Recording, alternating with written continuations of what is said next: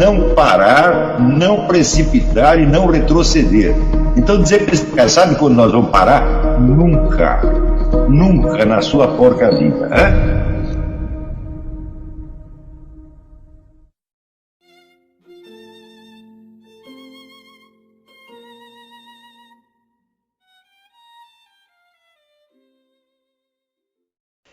Então vamos partir da seguinte observação.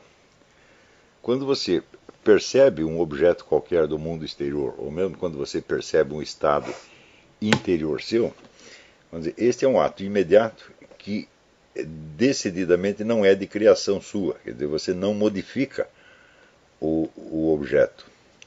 Também é característico que você, embora você apreenda algo do objeto, por exemplo, a sua aparência, a sua cor, a sua forma, etc., você não integra esse objeto em você. Então, vamos dizer que Aristóteles dizia que você apreende a forma inteligível do objeto apenas, e não o próprio objeto. Mas como quer que se descreva este fenômeno, o fato é que você não produz o objeto. Tanto você não o produz que você não o pode modificar na percepção. Quer dizer, o que está diante de você está e não há nada que você possa fazer a esse respeito. O máximo que você pode fazer é fechar os olhos ou desviar a atenção daquilo. Quer dizer, você de certo modo tem algum poder sobre a presença ou ausência do objeto, mas não sobre a forma dele e sobre o conjunto de dados que você apreende nele. Ao contrário, quando você faz uma proposição, um juízo, quando você afirma alguma coisa, esta é uma coisa que foi inteiramente produzida por você. Você não recebe um juízo pronto do mundo. O juízo não é um ato de percepção de maneira alguma, tá certo? Aristóteles dizia que só existe verdade, só existe veracidade do juízo em diante, quer dizer, a partir do momento em que você afirma ou nega aquilo que você percebeu. Porém, esse afirmar ou negar, e esse é o ponto fundamental, ele nada acrescenta ao que você percebeu. Quer dizer, quando você percebe um objeto qualquer, sei lá, você olha um cachorro e você admite que aquilo é um cachorro, a hora que você admitiu, você absolutamente nada acrescentou ao objeto percebido. Quer dizer, aí são duas operações estritamente diferentes cuja diferença você pode tornar ainda mais nítida se você recordar aquele exercício do Narciso Irala entre os atos receptivos e os atos emissivos. Alguns alunos talvez não tenham assistido esta aula, mas o exercício é o seguinte: você fecha os olhos e começa a tomar nota de todos os ruídos que você ouve em volta. Você vai ver que há mais ruídos, há mais sons no ambiente do que você estava prestando atenção antes, tá certo? Estes sons todos, eles vêm do ambiente e o máximo que você faz é registrá-los. Em seguida você contrasta esse exercício com um outro no qual você fecha os olhos e imagina um fundo preto. E daí você imagina um ponto branco. Do ponto branco você puxa uma reta, depois com um ângulo de 90 graus outra reta, com outro ângulo de 90 graus outra reta e outra reta, até formar, vamos dizer, um quadrado branco sobre o fundo preto. Você percebe claramente que esta é uma atividade construtiva, que você está criando aquela figura, tá certo? Exatamente ao contrário do que acontecia no primeiro exercício, onde todos os dados vinham do mundo exterior e você somente os registrava. Eu sugiro que façam esse exercício várias vezes, porque a confusão entre percepção e pensamento é uma doença crônica do pensamento ocidental, a doença crônica da cultura contemporânea, tá certo? E quem quer que tenha feito esse exercício percebe, vamos dizer, o erro filosófico monstruoso que existe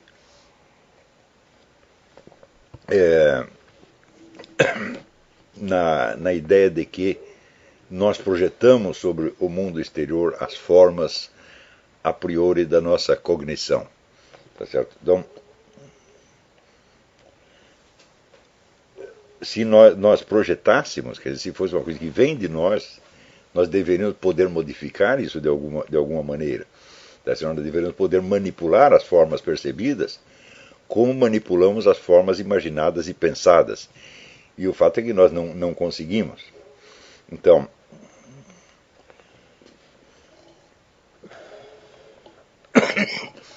além dessa diferença, existe uma segunda. A percepção é inteiramente subjetiva, é intransferível e intransmissível. Quer dizer, quando você dá uma martelada no seu dedo, só dói no seu dedo, não no do vizinho. O que quer que você perceba, você está limitado à fronteira do seu corpo e, como tal, não é transmissível. O que você pode transmitir através de um símbolo, uma informação a respeito. Mas você transmite a informação a respeito da percepção e não a percepção. Quer dizer, você fala a respeito, ou você alude a esta percepção de alguma maneira, mas você não tem como transferir para o próximo a experiência viva da percepção que você teve. Tá certo? Por outro lado, as afirmações, os juízos que você faz, podem ser elaborados sob a forma do pensamento lógico para formar provas que são socialmente cogentes ou obrigatórias. Quer dizer, você desenvolve um raciocínio, oferece uma prova lógica e quem acompanhou o seu raciocínio está, em princípio, está moralmente obrigado a aceitar a veracidade da sua prova dentro dos limites daquilo que ela se propôs. Porém, todo este conjunto de provas transmite apenas signos a respeito do que foi percebido e não a própria percepção. De maneira que existe sempre este abismo intransponível entre a percepção da realidade efetiva, da realidade vivente, e o discurso que você desenvolve sobre ela. E é importante entender que o discurso nada acrescenta ao que foi percebido. Quer dizer, o ato, por exemplo, de assentimento, de concordância, de você reconhecer a veracidade do que foi percebido, não acrescenta nenhum dado ao conteúdo da percepção. Ele apenas modifica retroativamente a sua atitude perante aquilo que foi percebido, ao qual você pode dar mais valor, menos valor, mais significado, menos significado, ao qual você pode conferir a qualidade de ser uma realidade ou de ser uma mera aparência, etc, etc. Mas com tudo isso você nada acrescentou.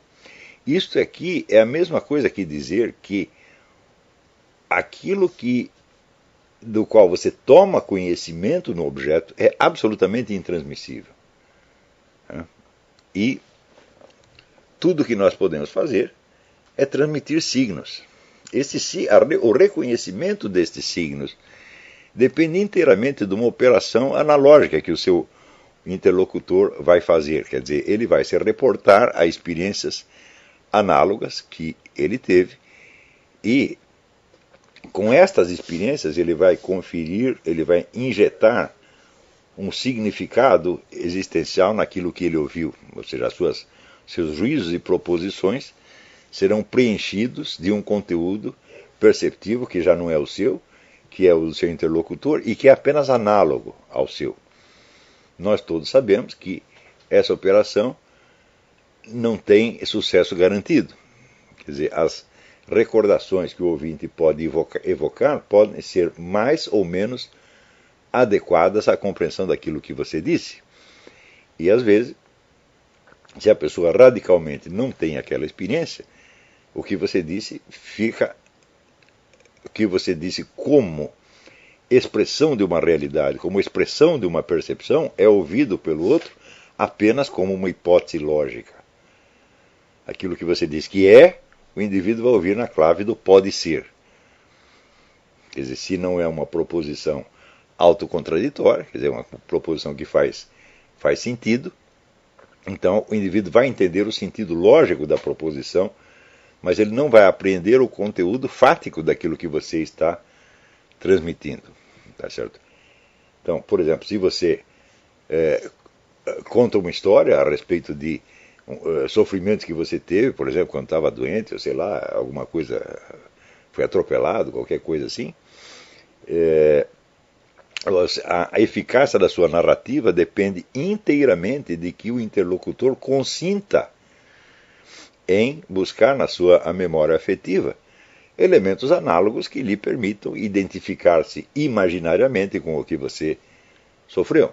Mas nada do sofrimento efetivo você está transmitindo para ele. Você não está fazendo com que o indivíduo sofra, tá certo? Mesmo que ele sofra algo durante a narrativa, ele terá apenas um sofrimento moral, tá certo? Que reflete algo da analogia entre o que ele imagina e o que você sofreu, né? Então, isto aqui nos coloca, vamos dizer, uma contradição permanente, absolutamente intransponível, que existe entre os nossos modos de conhecer. Porque aquilo que você percebeu do objeto, e que é o verdadeiro conteúdo do seu conhecimento, sendo intransmissível, tá certo? Exceto indiretamente e por signos, vamos dizer, não é participável. Aquilo é eternamente, vamos dizer, uma propriedade exclusivamente sua. Só você sabe daquilo. Quer dizer, você é a testemunha única daquilo que você percebeu. E isto é sempre assim, nas percepções mais simples. Isto é sempre assim e não tem como deixar de ser. Por outro lado, tudo aquilo de que você possa persuadir os outros mediante provas se constitui apenas de signos de objetos. E esses signos, nós vemos, por mais que você os elabore, eles nada acrescentam ao conteúdo do conhecimento. Isso é a mesma coisa que dizer que o conhecimento real do mundo é intransmissível. Só o que é transmissível são signos que aludem a ele e que terão de ser preenchidos com um novo conteúdo pelo próprio interlocutor. Então, a possibilidade de você transmitir diretamente experiência, só Deus pode. Deus pode fazer você sentir ou perceber alguma coisa sem ele falar com você. Aliás, ele está fazendo isso o tempo todo. Quer dizer, o mundo, nesse sentido, a presença do mundo, do universo, é, por assim dizer, a primeira revelação. Isso está nos sendo revelado o tempo todo, tá certo?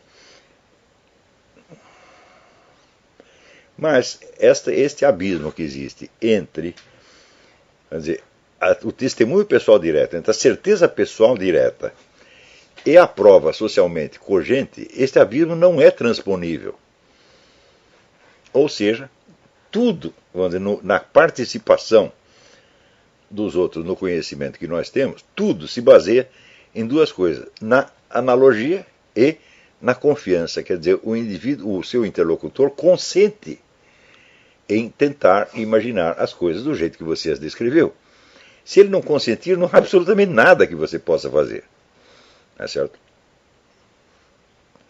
No entanto, a estrutura da prova em si mesma, ela conserva toda a sua autoridade, toda a sua obrigatoriedade, toda a sua cogência. Quer dizer, uma prova lógica perfeita, ela não pode ser, não tem como ser impugnada. O máximo que o sujeito pode fazer é não querer prestar atenção nela. Então, todos aqueles conhecimentos que têm autoridade pública, que têm cogência sobre o poder de cogência sobre a coletividade humana, não refletem diretamente nenhum conhecimento. São apenas signos que aludem ao conhecimento. E, por outro lado, tudo aquilo que é conhecimento efetivo, direto, do qual você pode ter aquela certeza pessoal imediata, é intransmissível. Não é certo? Então, se os filósofos lembrassem disso, não é certo? Provavelmente a extensão das suas doutrinas seria bastante diminuída, porque o conjunto daquilo que nós podemos falar a respeito realmente muito limitado, e o nosso poder de provar o que quer que seja está limitado por essas duas balizas. Ou eu tenho uma certeza pessoal direta, ou eu tenho uma prova publicamente cogente que não diz respeito ao conhecimento diretamente e que tem que ser preenchida pela boa vontade do interlocutor. Tá certo? Ora, dessas duas modalidades de atividade cognitiva, se bem que uma delas nós podemos dizer que não é cognitiva de maneira alguma, que só a primeira, a percepção direta, tem poder cognitivo. Dessas duas derivam duas atitudes diferentes que você pode ter perante o conhecimento e duas formas completamente diferentes de responsabilidade que você pode assumir pelo seu conhecimento. Vamos chamar de responsabilidade cognitiva ou responsabilidade intelectual, se você quiser. Tá certo? Por um lado, você tem a responsabilidade da testemunha direta, quer dizer, daquele que viu e daquele que teve o objeto na sua percepção e que sabe perfeitamente do que se trata, quer dizer, que tem a recordação direta do que se passou, sabendo que ele não vai poder provar isto. E por outro lado, você tem um tipo de responsabilidade que é baseado na integridade lógica, ou na integridade do discurso, né? Que é a honestidade que você tem na condução de uma demonstração lógica. Porém, este conjunto de demonstrações lógicas, ele não traz em si nenhum conteúdo de conhecimento. O conteúdo de conhecimento foi inteiramente dado pela experiência direta. E a experiência direta não está presente na prova lógica jamais. Tá certo? Ora, quando você vê que a primeira prova, primeira forma de evidência ou de certeza que você tem é estritamente pessoal, e a segunda modalidade de certeza é a confiabilidade coletiva da demonstração lógica. Tá certo? Você pode subir da primeira dessas formas à segunda na medida em que você consiga apreender da sua experiência direta conceitos descritivos adequados, tá certo? E a partir deles você elaborar algum tipo de prova. Mas da segunda modalidade você não pode voltar à primeira.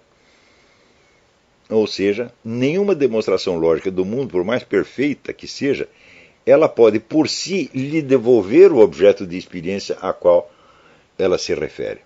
Ou seja, a experiência terá que ser buscada por uma maneira que é diferente da prova lógica. Você vai ter que apelar para a memória, para a analogia, para alguma coisa assim. E são justamente essas operações que preencherão de conteúdo real a prova lógica. Porém, todo esse conteúdo é puramente analógico.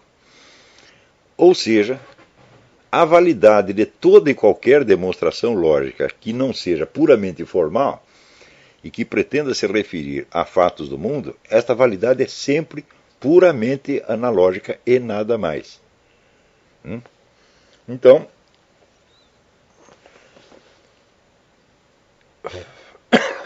isso quer dizer que dessas duas atitudes, dessas duas formas diferentes de responsabilidade que você pode assumir sobre o conhecimento, aparecem diferentes formas de atividade de criação cultural, por assim dizer. Por um lado, existe o esforço de você conceptualizar, ou pelo menos simbolizar a sua experiência da maneira mais direta e exata possível, apelando o quê? Para a identidade da estrutura humana e para a possibilidade de que o seu interlocutor consiga imaginar uma coisa semelhante àquilo. Ou seja, você apela ao testemunho, você é a testemunha direta e você apela, vamos dizer, à memória e à sinceridade de outras testemunhas, na base do digam vocês se as coisas não se passam realmente assim. É claro que existem limites para isso, tá certo? Também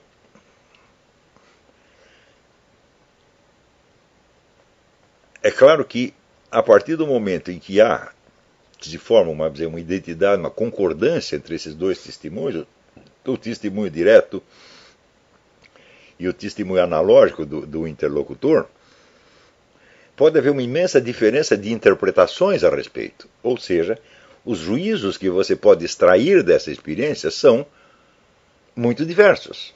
Isso se observa, sobretudo, na literatura de ficção, na poesia, onde um conjunto de impressões representado simbolicamente da maneira, vamos dizer, mais fidedigna possível, pode ser compreendido por um interlocutor que vai tirar consequências diferentes daquilo. Ou seja, de um mesmo conjunto de percepções e dos símbolos que a representam, podem sair muitos juízos diferentes. Isso é a mesma coisa que dizer que só existe comunicação da experiência num nível que é pré-judicativo ou pré-preposicional. É um nível que, vamos dizer, é puramente narrativo, tá certo? Ou simbólico. E que, a partir do momento onde você deseja uma prova lógica, você está necessariamente se afastando dessa experiência originária, ou pelo menos você está desenvolvendo apenas uma das inúmeras possibilidades de juízos que podem sair dali, excluindo todas as outras. Tá certo? Isso mostra para nós a origem de dois estilos completamente diferentes que a filosofia toma ao longo dos tempos. A filosofia que apela, vamos dizer, ao testemunho íntimo do interlocutor e aquela que apela à coerência do discurso. A primeira se aproxima muito da experiência direta e ela tem, evidentemente, um conteúdo fático inegável, um conteúdo fático bastante convincente ou persuasivo de alguma maneira, mas ela não prova absolutamente nada porque você depende inteiramente da boa vontade do seu interlocutor. Ele está livre para acreditar em você ou não. No segundo caso, quando você tem a prova lógica, tá certo? A prova lógica ela tem um valor por si, ela não pode ser contestada, tá certo? Ela tem uma autoridade por si, mas o conteúdo fático dela é puramente analógico e às vezes é nenhum. E quanto mais perfeita a prova lógica, mais você está se afastando do conteúdo experiencial direto, tá certo? Então, essa dificuldade é realmente intransponível. E o fato de que nós possamos transitar entre uma dessas formas de abordar e a outra é quase um milagre, tá certo?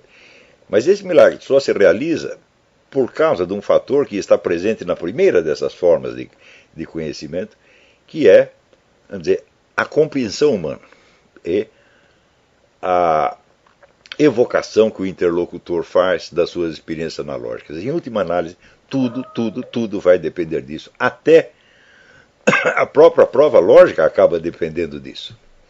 Tá certo? Ora, não é necessário dizer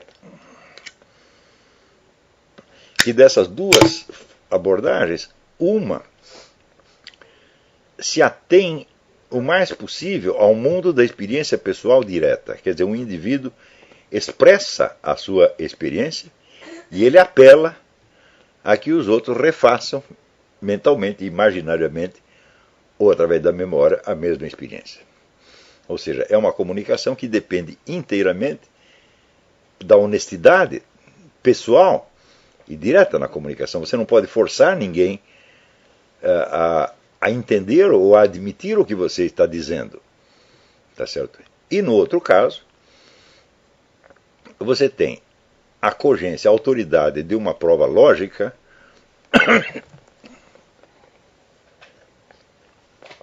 que vale por si pelo poder da sua perfeição formal, mas cujo coeficiente de realidade, em última análise, vai continuar dependendo do primeiro tipo de comunicação. Quer dizer, a analogia, a compreensão do interlocutor, etc. Você nunca vai poder escapar disto, tá certo? Porém, é justamente para tentar escapar disso que, de um tempo para cá, muitos filósofos e cientistas têm se esforçado para encontrar sistemas de provas lógicas cada vez mais perfeitos e que apelem cada vez menos, vamos dizer, à experiência direta subjetiva. O ideal, nesse sentido, seria um discurso totalmente impessoal. Ou seja, um discurso tão aperfeiçoado que ele não dependesse de nenhum testemunho humano. Mas, por um lado, isto é impossível. E, por outro lado, o sistema de provas lógicas assim desenvolvido, ele tem cada vez mais autoridade sobre a sociedade. E o ideal nesse sentido é o sistema de provas que possa ser totalmente impessoal, que possa ser totalmente processado por um computador e impor as suas conclusões universalmente. Não é isso?